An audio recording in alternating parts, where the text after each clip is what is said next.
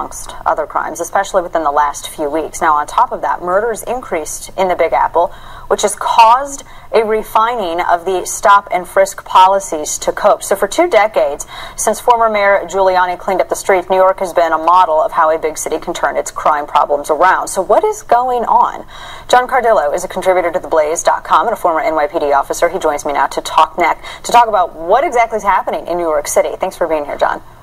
Oh, thanks for the invite, Dana. Is this problem that's going on in New York, is it perhaps maybe the same as kind of what we have seen in Baltimore? Because in Baltimore, police are like, well, and a number of them have said anonymously, we feel like we can't do our jobs because when we do our jobs, we're attacked for it, we're called bigots for it, it's said that we profile for it, they completely beat us down. So if we don't do our job, we don't get attacked. If we do our job, we could go to court or, worse. Is that sort of the same thing that's kind of happening in New York? Because Mayor de Blasio had gone after NYPD after the Eric Garner stuff. Is it related?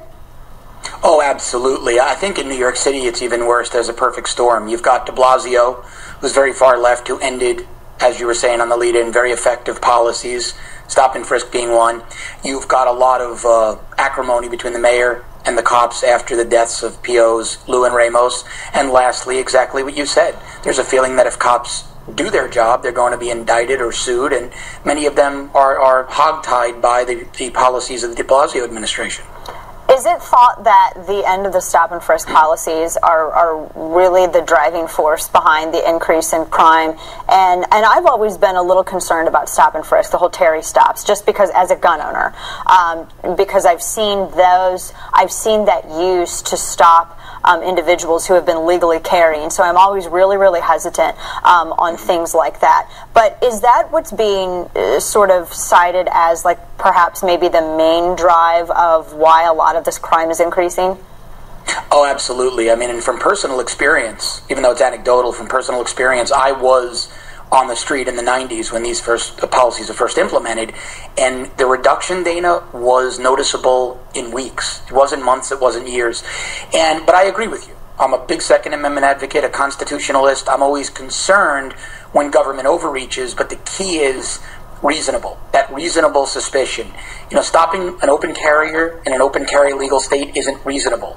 But if you have a detailed 911 call saying, we know this person is a gangbanger, the cops know him as a criminal, and the caller says, I see a gun in his waistband, then that stop and frisk is reasonable. Then that's a justified, reasonable, right. Yeah.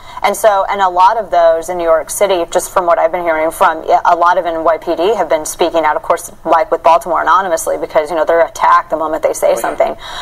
From what I hear from a lot of officers there, they're saying, look, these aren't just, needless profiling Terry stops. These are, where we're told we're not making these judgments based on priors. We're not making these judgments based on anything except the information that was given to us. Like you just said, like I have seen, that he has a pistol in his waistband, or I watched him, assault someone, and that's the kind of information. So the cops, so even having, and explain this to me, even knowing that information, they're still barred from making a Terry stop, even if they have credible information and justified reasonable suspicion?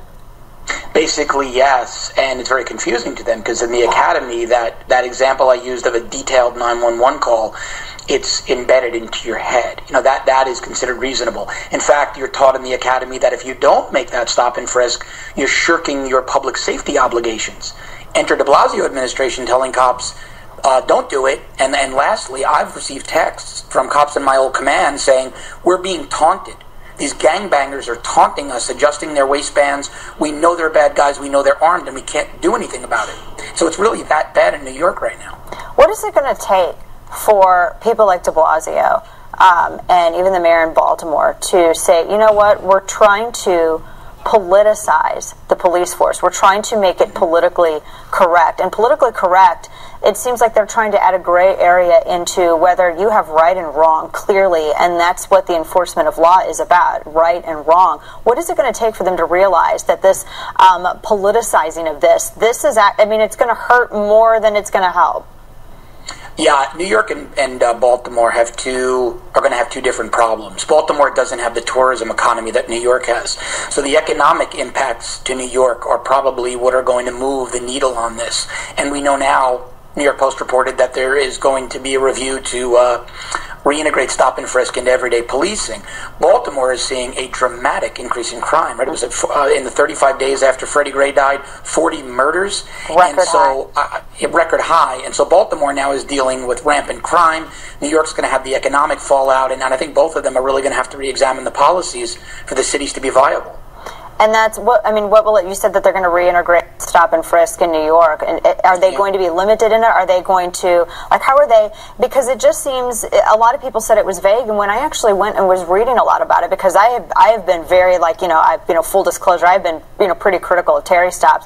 And then when I was looking, it seemed that it was pretty well outlined that, look, you can't just be like, I think you might be a bad guy. You're wearing a colored bandana that I don't like. I'm going to stop you. That's not enough. And obviously, the officer would get in trouble for making an unjustified stop like that. So how much further can they refine it? Well, Dana, that's a great point. I'm glad you brought it up. You and I, we see each other on Twitter. We're constantly fighting the false narrative, right?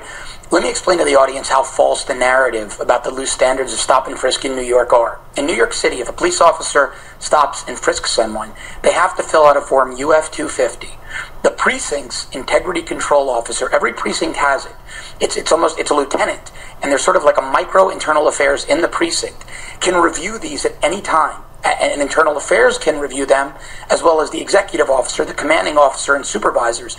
There were so many layers of check and balance between the police officer and the public that the process had controls that worked incredibly well for 20 years. Ending it, there was no basis in criminology or sound policing for ending it. It was purely pandering to a criminal element that de Blasio wanted to placate. So to answer your question, I don't think any refining is needed because the controls were already so rigid, there's really nothing else you can implement. Right, yeah. Well, it'll be interesting to see what happens, and also the impact on crime rates in New York City as well. John, always a pleasure. You can find him on Twitter at John Cardillo. Thanks so much, John. Thanks, Dana.